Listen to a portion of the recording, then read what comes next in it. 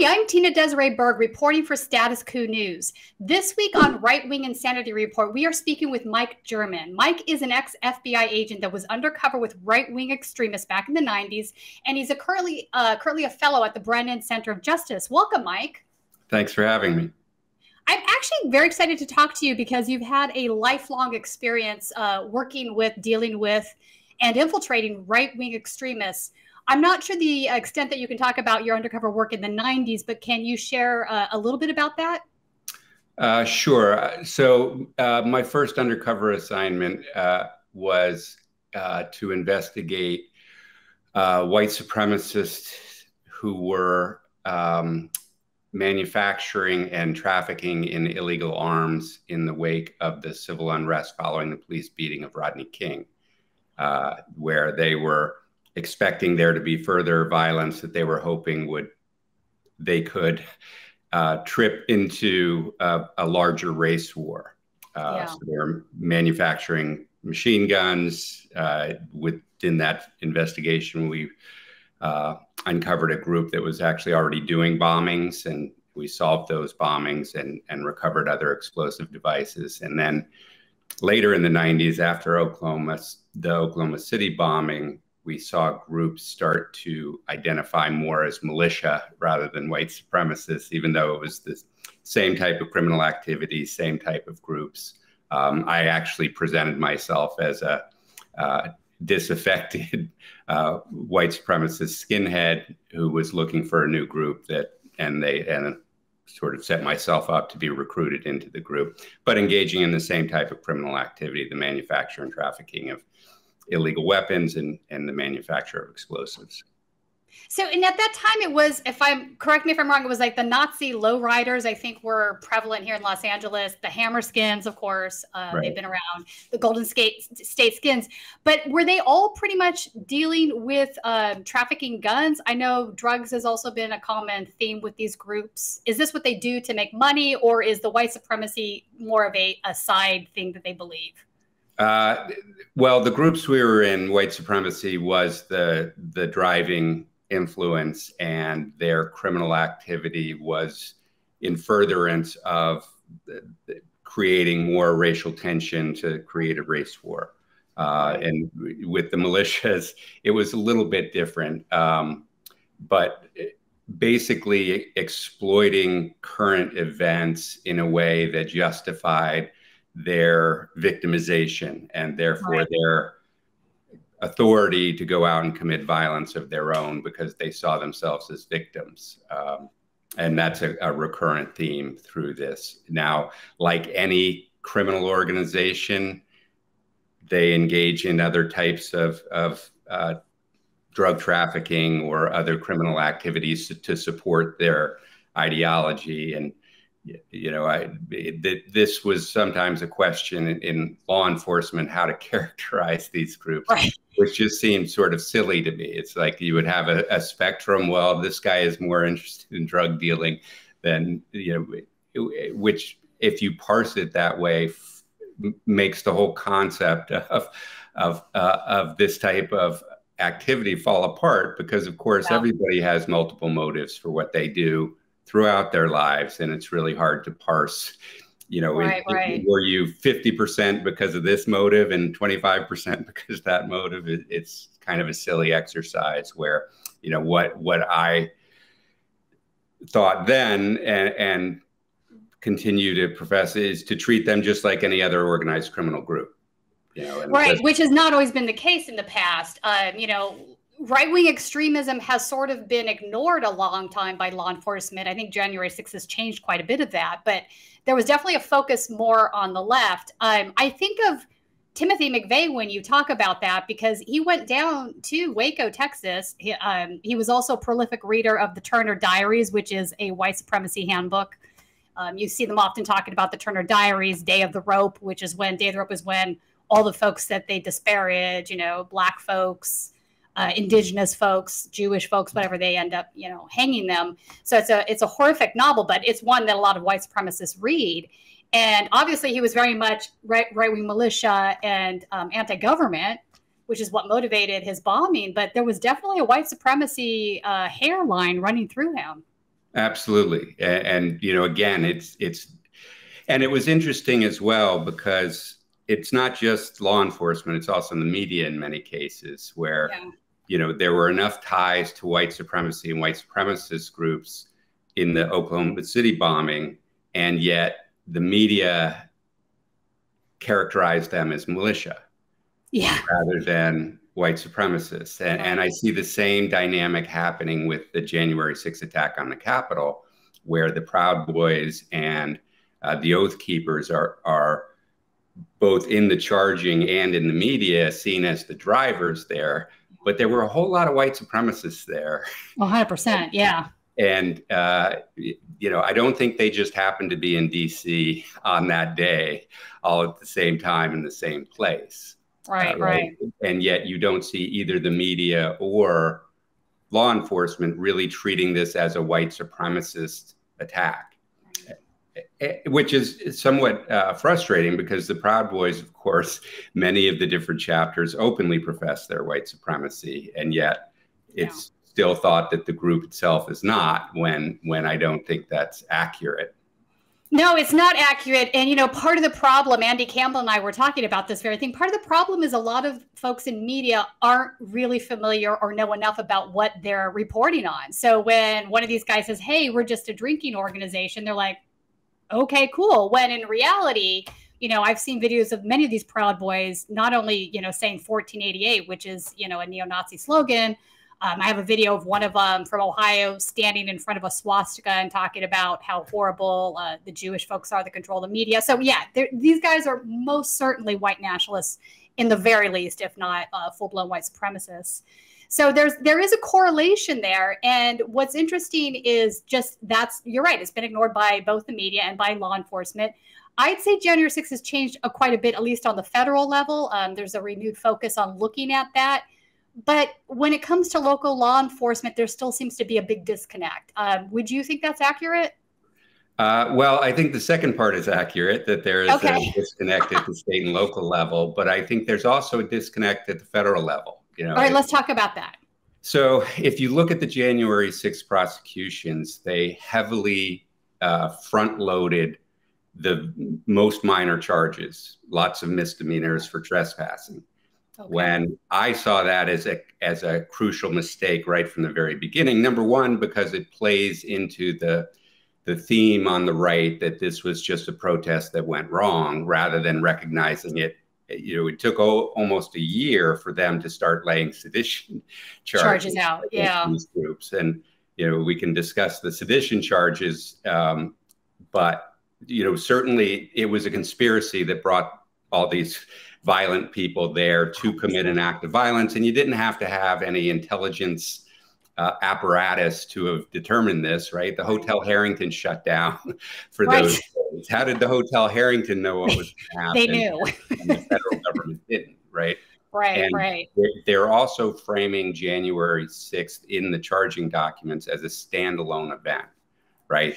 That's a problem. I agree. That's a huge problem. That they're ignoring the violence the Proud Boys, the Oath Keepers, the others in the mix committed before January 6th.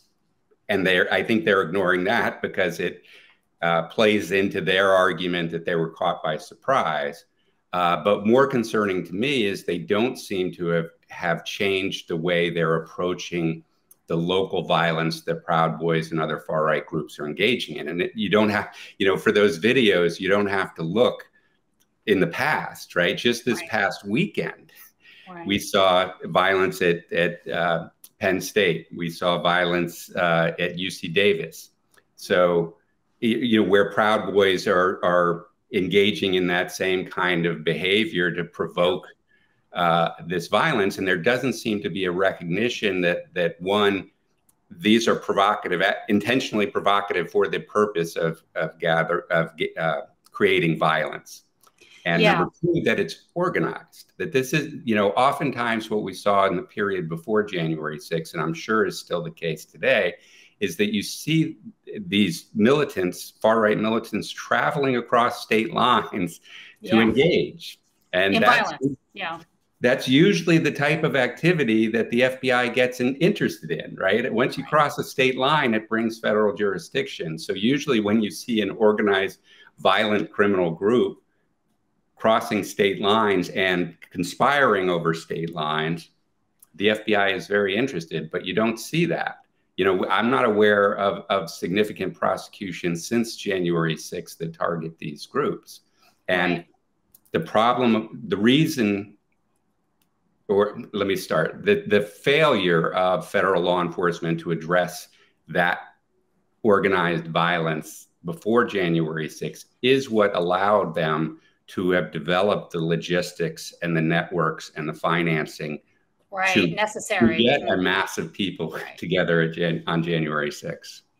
You know, Mike, that's a really excellent point, because I think to myself quite often, could January 6th been stopped before it happened? And I think the answer to that is yes, but people were not paying attention to the warning signs, right? So if you were a journalist out there on the street and you were attending any of these Trump rallies, which is, let's just talk about that for a second. It's bizarre that a sitting president has continued to have rallies after he's won an election. Usually rallies are, you have them before the election, you're trying to get your base fired up, attract new voters, whatnot. But this guy had supporters out there having weekly rallies, you know, after he won the presidency. So that was strange in and of itself. And most of them did become very violent. And if you were in any of these Telegram chat rooms, you could see that they were planning these things. They weren't just, you know, organically happening at these sites. So the writing was definitely on the wall. You know, I remember seeing, in fact, you know, just various protests where the LAPD would have a skirmish line only facing in one direction. And that would be BLM or the anti-fascists, never facing out the Trump supporters. And you would see guys behind them with like baseball bats, bear spray, twice a handgun. I saw knives. I've seen people stabbed by some of these guys. It's crazy that this is the case. So what I'm getting at is, from the 90s, you experienced this, you were undercover, you saw that these guys were dangerous back then. How is it that 25 years on, that hasn't been corrected the way we view right-wing extremists? So I think one of the things that we need to keep in mind is that there are agents and analysts on the ground who are seeing this and are reporting it up the chain of command. And it's the FBI managers, and I'm sure the managers at these other institutions that are deciding that that's not where we're going to put resources, right? And obviously with the January 6th information, we've seen that there were FBI warnings coming up through the chain of command. And, you know, I don't think we have a lot of visibility into the FBI's decision-making yet. You know, hopefully that will continue to come out, and the trials are bringing out that even things like the Oath Keeper's initial conspiracy call was recorded and sent to the FBI, and they didn't even look at it before January 6th. So that's stunning. Clearly, they had plenty of information. And again, you didn't need to have an intelligence agency, right? I don't have those talents or authorities anymore. I just monitor what local reporters are publishing about these activities. And, you know, because video is ubiquitous now, you can almost sit in your living room and watch every protest across the country. And I could even identify the people who were involved. I didn't need captions to tell me who this was. And many of them had criminal records. So these were people who were unknown to the police. They knew them as a part of the criminal element, yet somehow protected them when they were engaging in violence against people that the police didn't like. And that's where the problem is. And you know, we've recently seen an FBI agent suspended because he wouldn't participate in a SWAT raid on a January 6th defendant. And, you know, other expressions of sympathy for the January 6th rioters. And, you know, that's not good. An email that recounted a conversation with a Joint Terrorism Task Force representative who said that 70% of the task force has sympathy for the rioters. So there's clearly a problem within the FBI, and worse, a problem within FBI management that doesn't want to acknowledge these crimes. You know, it's fascinating. I started writing reports about this, the deficient law enforcement response to this problem after Charlottesville. And you know, one of the things that I kept saying is, you know, as even as the FBI director, Christopher Wray, or others in the FBI started saying that they were going to take white supremacist violence more seriously or domestic terrorism more seriously, they still don't have or track incidents that they consider domestic terrorism. So they don't know how many people white supremacists kill in the United States each year.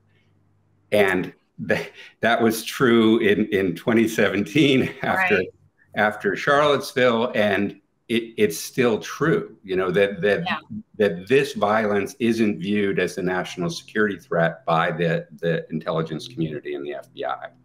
You know, which is crazy to me, because I think it's the gravest threat that our democracy faces on so many levels. Absolutely, and you would think that as a law enforcement, and you know, they like to characterize themselves as a domestic intelligence agency, that they would at least be keeping track of these attacks, and yet they don't.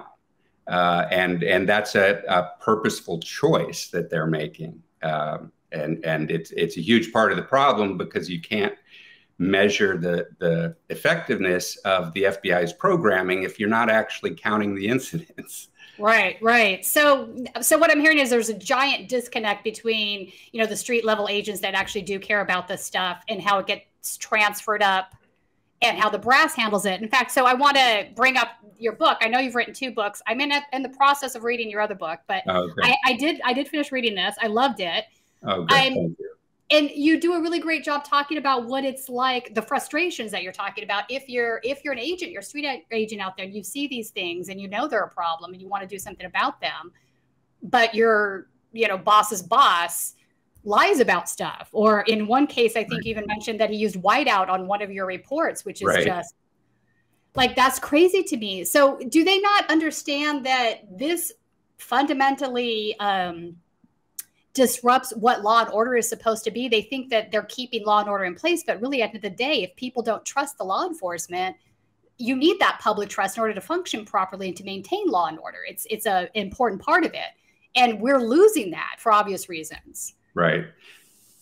And the FBI has always been somewhat impervious to outside criticism because the FBI doesn't a tremendous amount of very necessary and effective work in communities all across the United States. And if you're an elected representative, you need to have a good relationship with the FBI in order to make sure that your constituents' concerns are being addressed, crime concerns, and all types of different criminal activity. So it's hard to be very harsh in your general criticism of the FBI and then go to them and say, hey, you know, we're having this crime problem. Can you help us?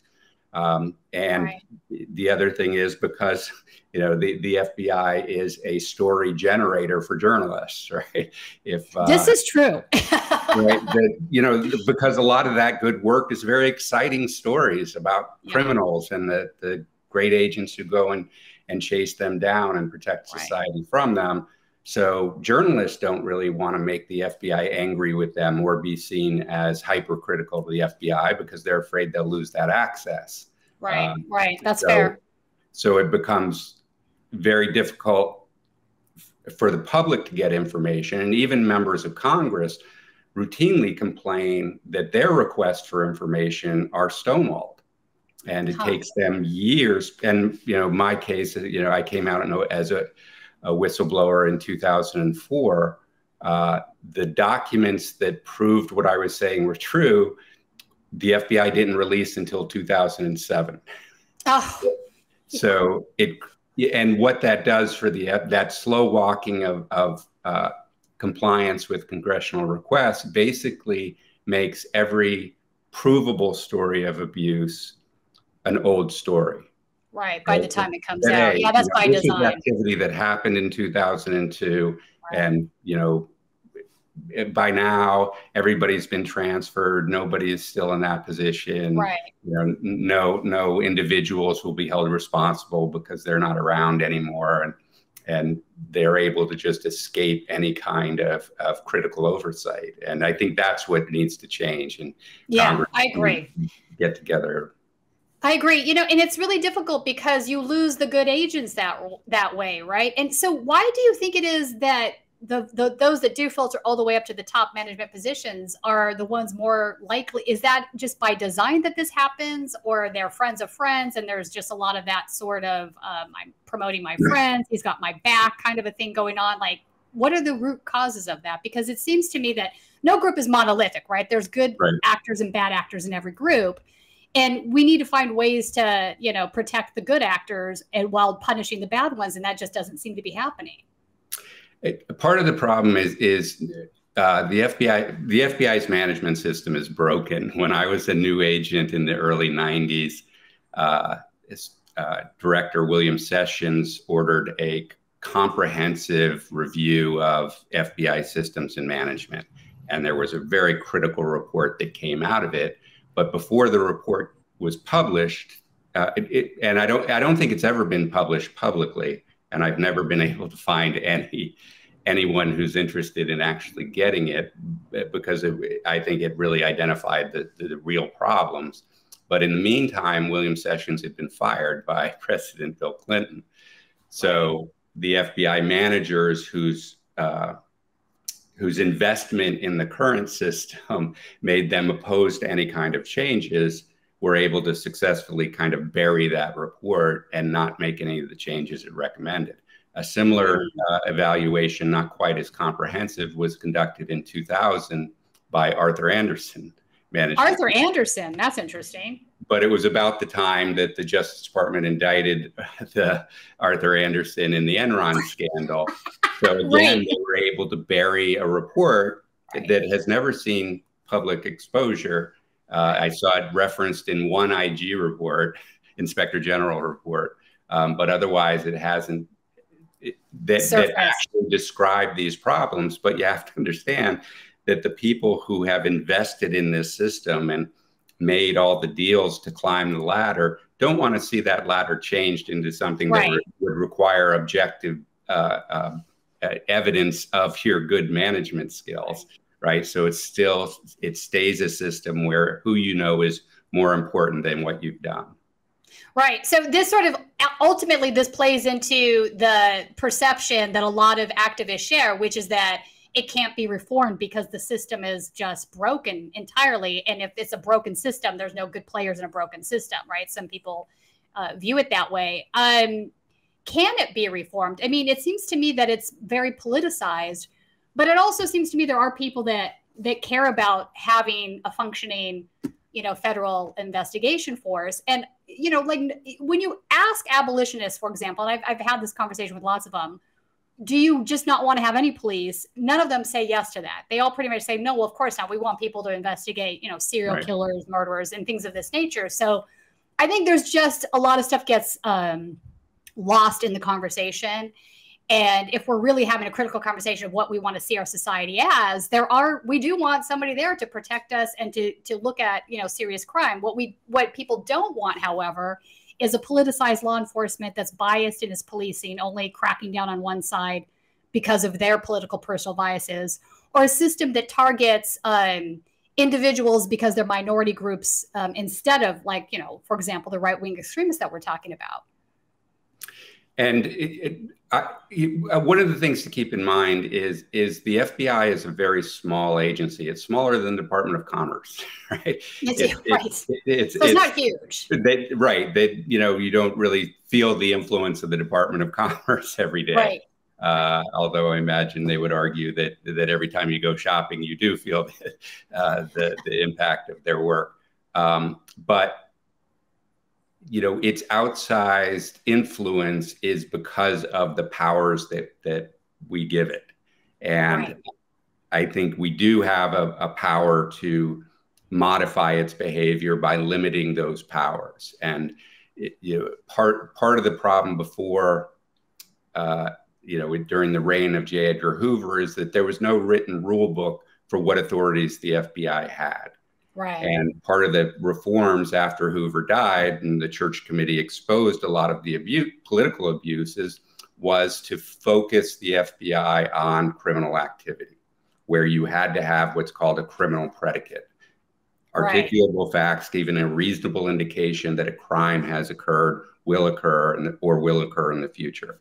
And I found that a very effective standard, particularly when I was working with white supremacist groups, working undercover, and everybody who's within a group of Nazis is saying very scary things, right? Yeah.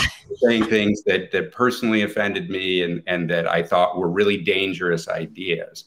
But having that requirement that I document the reasonable indication of criminal activity helped me keep those investigations focused where the best evidence was. And I think the reason those cases were successful and were relatively short term, one was 14 months, the other was a little more than 8 months, was because we were sharply focused on the individuals who were committing crimes rather than the people who were saying scary things, but perhaps never committed a crime.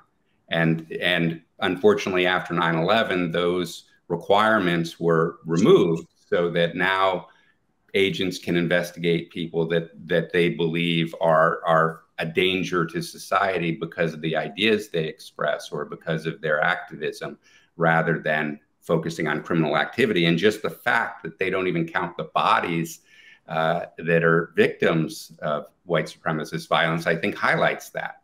Yeah. And if you look at, I think you're right.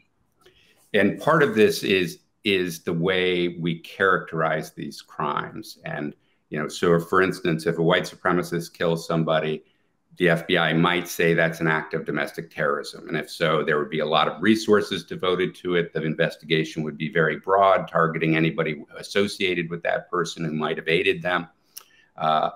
More likely, they'll consider it a hate crime, particularly because white supremacists often target people because of racial bias, religious bias. So if they characterize it as a hate crime, the Justice Department policy is to defer it to state and local law enforcement, even though they know state and local law enforcement don't often acknowledge these crimes.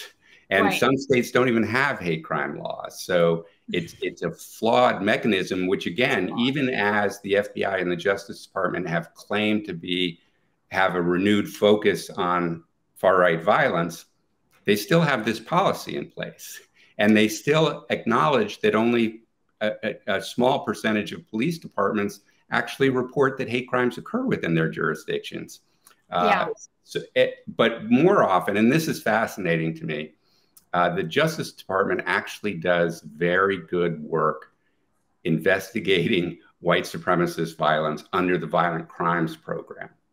Okay. And we don't have objective data from the FBI, so or the Justice Department. We've tried to get that data through the Brennan Center Freedom of Information Act requests. But when they characterize it as violent crimes, it's often worked by the Bureau of Alcohol, Tobacco, and Firearms, or even the DEA. Right. And they engage in cases that involve raids that arrest 30, 40, 50, 80 people at a time. Right. They recover serious weapons. They solve violent crimes, including hate crimes. And yet you don't hear the Justice Department bragging about those cases.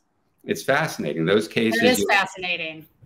So where this is good work. This is work that they could point to and say, hey, exactly. we are examining this. But I think it's because they don't want that to be part of the domestic terrorism conversation. They still want that blows my mind, Mike, because to me, this is the domestic terrorism conversation. This is it, this right here. And, I've witnessed hate crimes. I have filmed hate crimes, and I have seen no justice for the individuals that were the victims. And I'm very frustrated, right? And I'm listening to you talk about this. And you're right. The local law enforcement basically told one of the victims that she could file a citizen's arrest. I mean, you would only do that if you thought there was no probable cause, right? And I'm like, no, here's the video of these folks attacking her, and they ripped off her weave, and one of them literally held the weave in the air and said, "This is the first scalping of the new Civil War." There's nothing more hate crimey than that, in my opinion. Absolutely. And, we have strong evidence from leaked different social media platforms that white supremacists and far-right militants gravitate to, that are, lucky for us, very leaky and expose this information. But you don't see law enforcement taking advantage of that, right? I mean, it's fascinating to me how there's this confusion about why federal law enforcement wasn't prepared for January 6th, when the same thing happened in 2017 at the Unite the Right rally in Charlottesville, where it was how were they not prepared? You had 100%. People with criminal records associating with white supremacist groups, traveling across country for the purpose of engaging in violence, engaging in that violence, and traveling home without any federal law enforcement intervention. The only federal case was the homicide committed by Alex Fields, where he ran his car into Heather Heyer. Right. And it took 4 years for litigators, for civil litigators, to use the Discord chats that had leaked to show the overall conspiracy and get a civil judgment against the organizers. That information could have been available to the FBI day one. That's right. And in fact, day zero, negative 15, right? There was plenty of evidence that these people, that many of the people involved had engaged in previous violence. 100%. And they were talking about engaging in more violence at Charlottesville. When you read the Discord leaks on that group, it's like. Right. And this is, what frustrated me so much, and it really started in 2015, where I started seeing a very different law enforcement response. In the 90s, we understood these right-wing tactics, right? That they would pick an area where they knew they had political opposition to go hold a rally for the purpose. For the purpose of inciting violence. They weren't trying to win hearts and minds. No, right? No, they just want to beat people up. The purpose of that was to attract opposition that they could then attack. Right. So they would come prepared for significant violence, while the counter protesters would come out, ready to protest a group they disagree with. And so the violence that would be meted out would be far in favor of the white supremacists or far right militants. And law enforcement knew that in the 1990s and would prepare accordingly. And, if you look at like the Greensboro massacre in the late 80s, same exact tactics, and law enforcement again knew about it but didn't intervene. So it changed in the 90s, where law enforcement understood the tactics better, but I don't know how that knowledge was lost 15 years later, where all of a sudden we started seeing this activity occurring, not just with law enforcement being unaware, but not taking any action afterwards, right? So many of these violent crimes are caught on tape. And yet, exactly, the evidence is clear. Right. Yeah. There's no question about who instigated the violence. There's no question about who stabbed the person. There's no question about who pointed a firearm at the person. Right. This was all right on tape. And, to the extent that the groups would say, well, we're attacking Antifa. And law enforcement would also carried on with this concept of Antifa. Right. It's so out of proportion. Anyone they were attacking. Right. I'm Antifa, you're Antifa. Right. And even if you push that aside and said, okay, well, we can't distinguish between which of these groups is instigating it, just count the attacks on journalists. And you've been in these violent episodes where they target journalists. So even if law enforcement just said, okay, we're just going to enforce the assaults on journalists, they would have had dozens of cases. And my concern is, when law enforcement doesn't address the far-right violence at these events, it attracts a more violent person to that event. I agree. Because I'm violent regular. Just look at in my regular life, just look at my criminal history. Right. But now here's an opportunity for me to go commit violence and get away with it. Why wouldn't I join that group? And and it does. It attracts more of it. It gets more radicalized as they feed off of each other too. I mean, some of these, you'll appreciate this. A couple of these Trump supporters that were here in Los Angeles that have been arrested for January 6th activity are also Peckerwoods. Like, absolutely. And we knew this was a Peckerwood, right? It was not shocking to me that he went to January 6th and beat a cop. Like, right. Of course he did. Of course he did. Absolutely. And, you know, those people tend to have a very hostile relationship with law enforcement, right? Right. Even though they're holding up these thin blue line flags. It's really, okay, so Mike, let me ask you about that. It's weird. They have like this dual thing going on, right? They say we're on the cop side. We support our cops. We love our cops, thin blue line, flags, the whole 9 yards. But you're right. They hate cops too. So what is that about? So it's just like the other tactics. It's a strategic ruse that I'm going to pretend I'm on the side of the police, and I'll come out to a Blue Lives Matter rally, and I'll wear the patch on my uniform. But you know, whenever I talk to law enforcement audiences during this period of time, I would remind them, these people kill police officers. Right. You know, you don't have to look in you know, 20 years ago in 1990s, look recently. You know, there is a long history of violence targeting law enforcement from far-right militant and white supremacist groups. And you have to understand, they are not your friend. They just want to get cozy with you because it benefits them. And, you know, the number of law enforcement officials who have been found on having submitted Oath Keeper membership forms or huge joining the Proud Boys. Yeah. And, you know, having relationships with the Proud Boys is highly problematic. And I don't think law enforcement is really ready to wrestle with that problem. Right. It very often, you know, sometimes you'll see these people get fired after some public outrage. But even in those cases, typically the people in that department knew that was an issue and allowed that person to stay. Yeah. So it is a problem, yeah.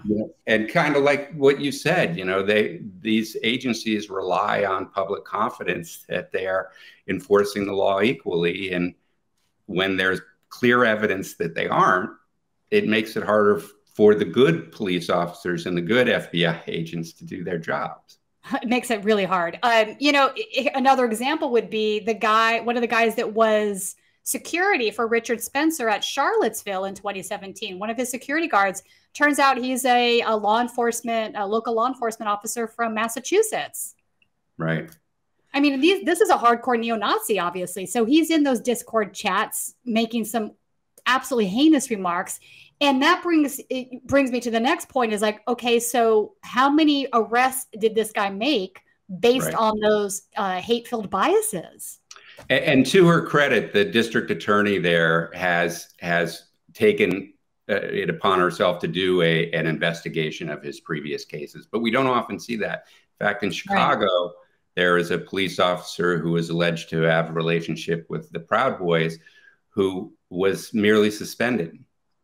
And and the inspector general has pointed out that this person wasn't just associated, but had lied about that in interviews with the FBI and the police. And yet we haven't seen that kind of response, much less a more vigorous response to make sure that the bias that would be involved in that sort of behavior didn't infect his work. Right. So the Inspector General, which you've mentioned a few times, for folks that don't know what an Inspector General does, they oversee law enforcement. They oversee the FBI. We have one here overseeing our local law enforcement, for example. How, in your opinion, how generally unbiased is an Inspector General? Are they helpful? Do they try to do a good job of weeding out the bad guys that are messing things up? Or how does the system function as far as the Inspector General is concerned? So the performance varies by person. You know, typically this is an office that is led by one individual. So it really depends on their character and their interests. Right. You know, the Justice Department Inspector General that oversees the FBI, that office has typically been held by some of the best inspector generals there are.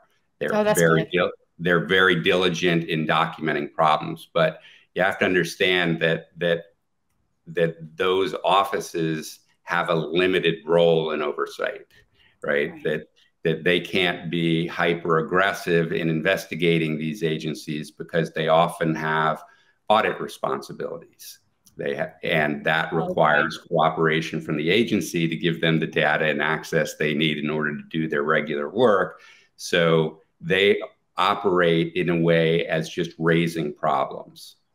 And unfortunately, when they raise problems, even if you have an effective inspector general raising these problems, often you don't see Congress following through and actually, they look at it, they use it as an opportunity to wag their finger at the FBI witness that's sitting in front of them, but they haven't actually taken any initiative to either conduct deeper oversight because of the evidence that the inspector general uncovered, and they don't collectively join to say, okay, we need to see a change in this agency, and you are not going to receive funds, or there are a lot. Congress has a lot of tools. We're not going to approve your nominations for senior executive service officers. We're not going to cooperate with you in a number of ways as a collective, so that there can't be that individual retaliation by the FBI not doing something a particular congressman is asking for, because this is a collective effort, much like the church committee, that collectively decided that we need to understand how these organizations operate, because they do have such an impact on not just individual freedom, but our collective rights. Yeah.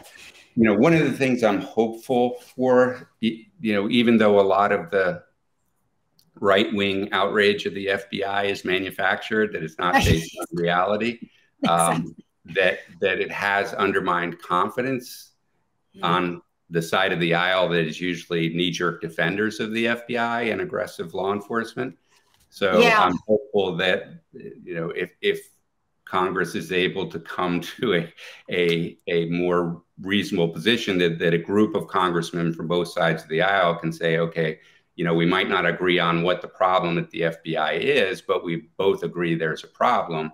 Let's tear the lid off of this and take a hard look at how this organization operates.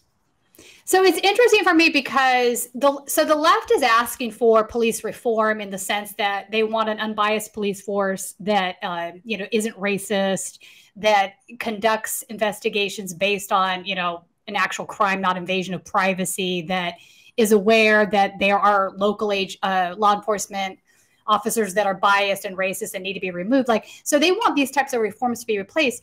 The right, on the other side, like Marjorie Taylor Greene, I'm looking at you. She wants to replace the FBI with Pinochet's army. She wants a fascist army that does the bidding of whatever she thinks is the right thing to do, right? So they both fundamentally hate what's in place, but the way they see it being the right way is very, very different, right? So I'm not sure what comes of it, but I do hear what you're saying.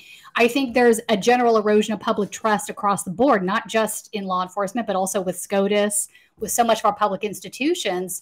And it's because of the fact that many of these problems that we're discussing just haven't been dealt with properly. And the lack of transparency, the optics of corruption, and it's not just optics in many cases, there actually is a lot of corruption. So there are very valid reasons that the American public feels this way. Now, part of what you work on now that I think is really fascinating too is laws that should protect whistleblowers, right? Currently, there are very few laws to protect whistleblowers, either from the FBI, from national security, NSA, no matter where you're coming from. And it is, it's a reality that our government does invade and infringe on constitutional rights in their efforts to, pursue what they think is a higher good. So what do we do about that? So it has been a very frustrating aspect of my work, because you would think members of Congress would want to have agents coming to them highlighting problems that they see internally. And so working with Congress to improve whistleblower rights for federal employees has been slow going and difficult, particularly in this area that they call national security. And it's somewhat of a misnomer, because the vast majority of FBI work has nothing to do with national security. So even if you had a national security concern that suggested there needed to be some secrecy, that wouldn't apply to at least half of the FBI workforce. So there should be an avenue for them to report just like every other federal employee. But even with the national security stuff, you know, there's whether you're talking about the leaks that Chelsea Manning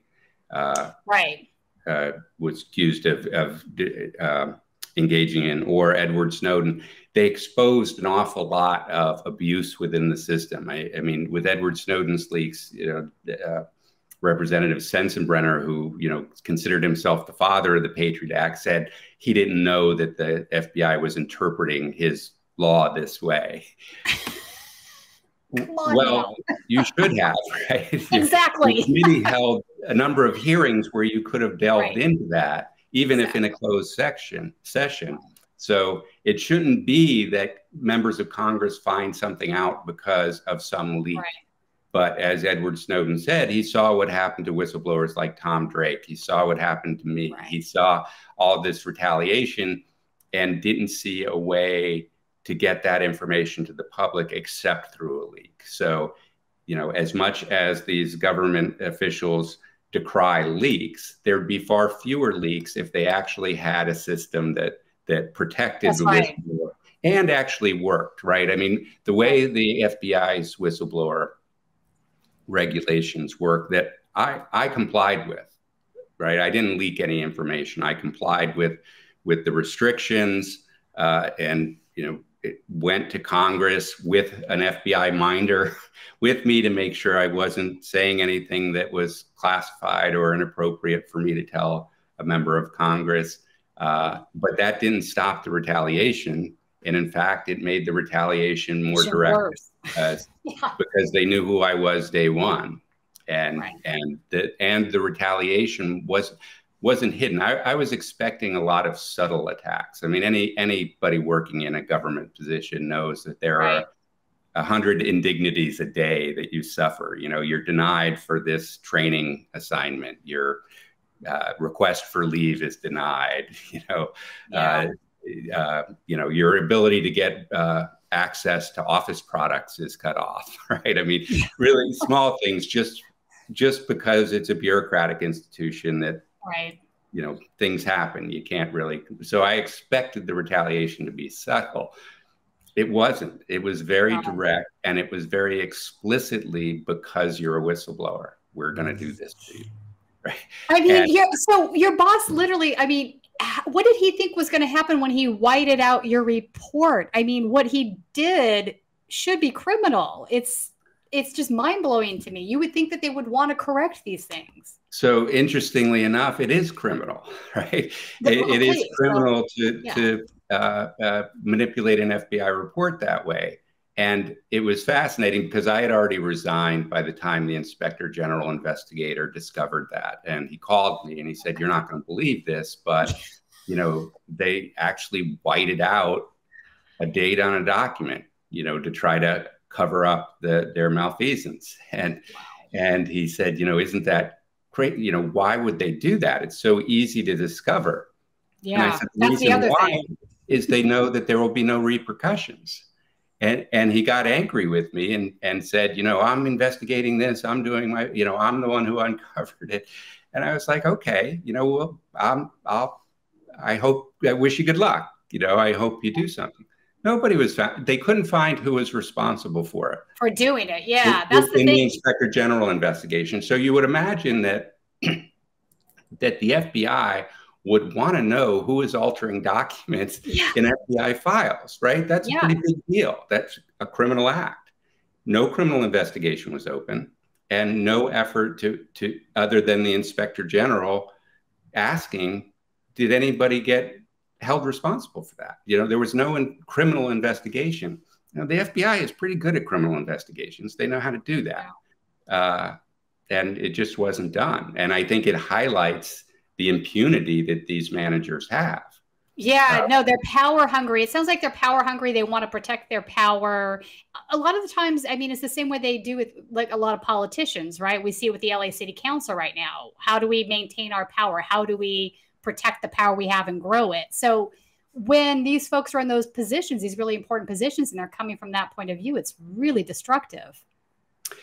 And there is a kind of cultish behavior as well, where, you know, as soon as you step foot in the FBI Academy, they tell you, you know, never embarrass the Bureau. And I sort of interpreted that as don't engage in misconduct that would make the Bureau look bad.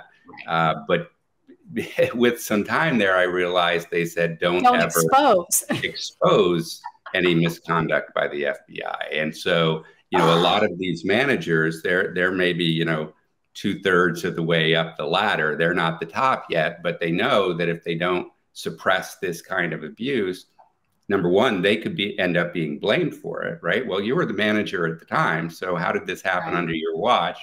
And number two, that exposure of the FBI would make their superiors look down on them at not being able to protect the FBI's reputation better.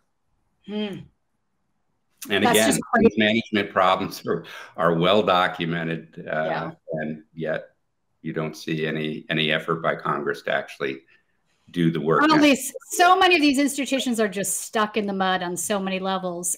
Mike, let me ask you this: do you think the right-wing extremism that we're seeing currently right now in 2022, do you think it's worse than it was in the past? So it's hard to say that. You know, I tend to try to, in my training as an FBI agent, to be focused on evidence. And because we don't actually count we don't. It's hard to know. And there is sort of a shark bite in Florida effect where, you know, when the media is covering it, it looks like there's a lot of it. And when the media is not covering it, it looks like there's none. That's true. They're persistently all the time. And it's fascinating because there's no official counting of domestic terrorism incidents involving white supremacists. Media and researchers tend to focus on previous media reports to identify whether it's high or low. Even though there's broad acknowledgement that the police often don't recognize this behavior and don't enforce it. So there are these kinds of lulls where, you know, most researchers will say, well, you know, white supremacists and far-right militants were, you know, not really very active in the period after 9/11 till 2015, where, they were. Right? They were, They were. You have to look for those cases and recognize that the police weren't investigating them and the media wasn't reporting them, but they were just as active.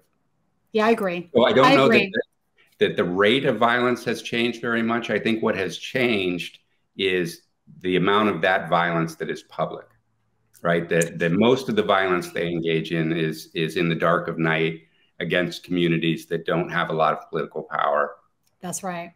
Where, you know, since Donald Trump started running for office and making appeals to these people, the way sort of the authoritarian dynamic comes into play is that it encourages that violence and encourages people to act out, right? People will say, oh my gosh, you know, the amount of public racism that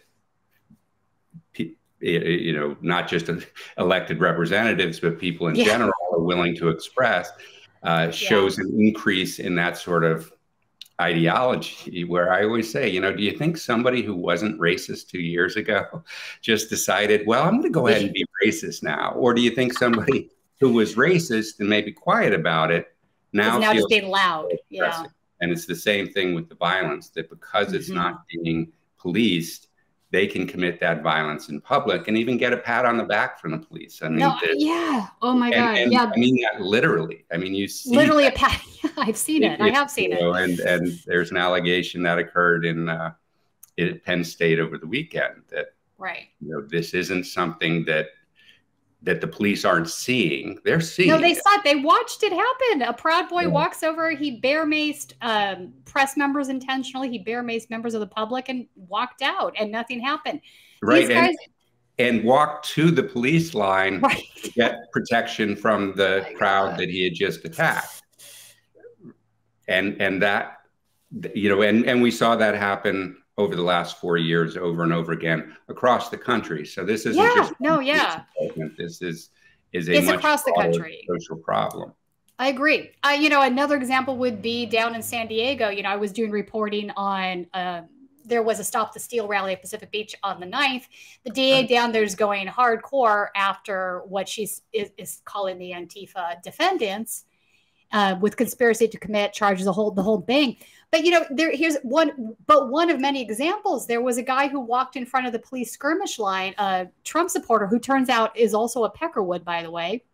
Turns out, through a FOIA request, I've also discovered he was under investigation, a current investigation not related to his actions on January 9th, but previously by the Joint Terrorism Task Force, kid you not. But this guy walks in front of the police line, pulls the top off of a smoke grenade and threw it at the anti-fascist protesters. And the police just let it happen. They did nothing. And in this exchange, this FOIA exchange, you see them saying, the sergeant or one of the upper guys, I'm not sure, he might have been a lieutenant, basically saying, who are the officers that were present that day? I've got this thing from the Joint Terrorism Task Force. They need to talk to you. This guy had an open investigation. And I'm like, make it make sense. Right. Right.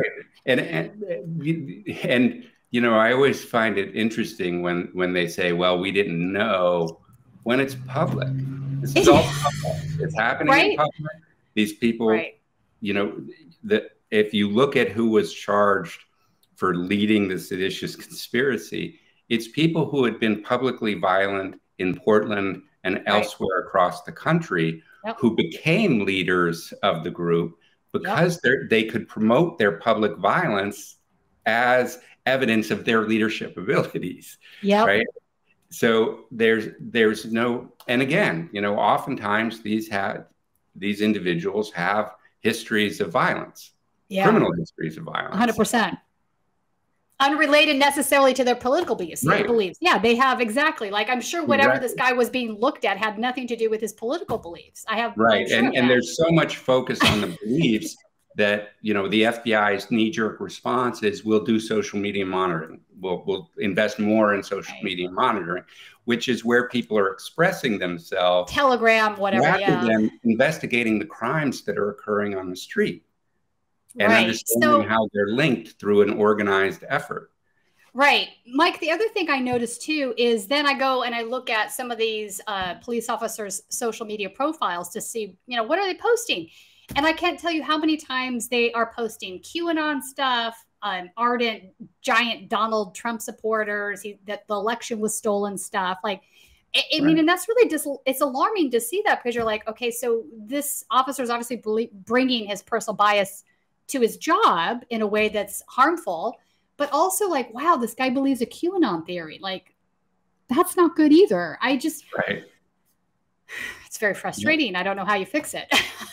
It is very frustrating. And, you know, after the January 6th attack, when so many police officers were involved, there was, you know, I've been involved in a couple of presentations with law enforcement where the leaders say, you know, we don't know how to get into the minds of our officers, of our people. And, you know, we can't follow everybody's social media.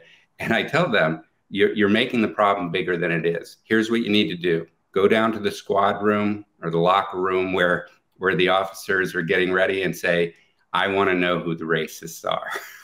I want to know who the people who tell me. Because you're right. They all know who the other ones are. They do know. You're right. Of course they know. They know who the problems are. And, you know, and many times leadership knows as well, right? That we see when the public outrage forces some kind of action, often the police department knew. You know, there were previous reportings about this. Moreover, go to the community, right? If they went to the community in San Diego and said, hey, who are the instigators? They know. Right. They know. But then you go to the DA's, her personal beliefs, and she's posting George Soros memes too. So obviously, wow. Okay. Absolutely. And that's part of it, right? That, you know, this isn't just a law enforcement problem. No, it's not. Problem in our prosecutors' offices. This is a problem in the judiciary. This infects every even in SCOTUS. Right. Every aspect of our society is infected by this problem. And, half of the reason why it's so persistent is because there is such a broad political effort to deny it and to say this isn't a problem. Right. And, we didn't get here overnight. We've been sort of headed in this direction for a few years. We could have made a U-turn at any given point. And I also think part of the problem is that we have two parties that want to maintain power at all costs. And they are sort of go about protecting that power in various different ways. That's detriment to the American public, right? So they don't always have their constituents' well-being in mind. They just don't, and I think income inequality is a prime example of that. You have both parties that are kind of catering to the donor classes. So there's just so many small things that contribute to the place that we're at. Yeah. And I think that's a really good point, because, if you read academics who study fascism and how and who study authoritarianism, and what they will point to is the neoliberal economic policies that are bipartisan, 100%. Right? Yep, they are totally bipartisan. Yes, and that has created the income inequality that you mentioned, and there's no doubt that people are suffering today. Even people who are lucky enough to have a good job could be bankrupted by a medical illness, by a serious illness, could be bankrupted by, some small life event. And so everybody is feeling this insecurity, and they reach out for somebody to blame. And it's easy for far-right polemicists to say, oh, here's who to blame, this group that's even less privileged than you are. And you are. Sort of a hard it's way very to do effective. It. It's an easy group to describe. Right? We can describe this group. You can look at them and identify them. They're the problem. And you're the victim of their abuse. And, it's not as if that income inequality was corrected under Trump campaign. Nope. Right? Listen, from benefiting them. So what what I am frustrated by is that there isn't a broader effort by somebody who could break into the mainstream to, they have to convince the American public of a lie, that this is George Soros who is doing this to you, which of course is just a dog whistle for Jews, 100%. Immigrants that are doing this to you. They have to convince somebody of something that's not true, that there's no evidence to support, rather than explaining to them directly what is causing the problem and how you can solve it. That we can't sell, I want to give your family free health care. Right. It is a failure of will, not a failure of messaging. It is a failure of will. I agree with you. I mean, there's very little difference between Ronald Reagan. Oh. Okay, right on. We're at an hour anyway. There's very little difference between Reagan, Bill Clinton, Obama. Go down the line. No matter which party is in power, they have both. Reagan going forward bought into this neoliberal principle that free market system, privatization. The market's the moral arbiter of all goods. It's been very detrimental for the working classes in this country. You can see how there's been a steady increase in the income inequality, and I do think it is committing to the anger and the rise in fascism in the country. So on that note. Yeah, just one quick thing. Yes. That bipartisan agreement is also infects the way the intelligence agencies and law enforcement are led. Every FBI director has been a Republican, appointed by Democrats and Republicans. There is one mindset that gets you to a leadership position in this organization. So you can understand why that organization tends to be even more conservative and right-wing than the society it's supposed to be protecting. That is really wild. You're right. So even if the Democrats are in charge, they're going to point a Republican to that position because that's the sort of accepted viewpoint. Mike, your book, loved it. Where can people buy your book if they if they watch this and want to pick it up? And I highly recommend it. It's a really excellent read. If you want to get into the depths of not only your experiences undercover, but going through that whole whistleblower process and also your ideas about reforming some of these things and fixing them. So it's available on any of the big booksellers, or you can get it directly from the New Press, which is the publisher. Yeah, I think that's where I bought it, on their website. Yeah, Disrupt, Discredit, Divide, How the New FBI Damages Democracy. Right on, right on. All right, Mike, thank you so much for coming on Right Wing Insanity. A really solid conversation. It'll be very informative, I think, for our viewers, and I'd love to have you on again. Great, anytime. And thanks for your work.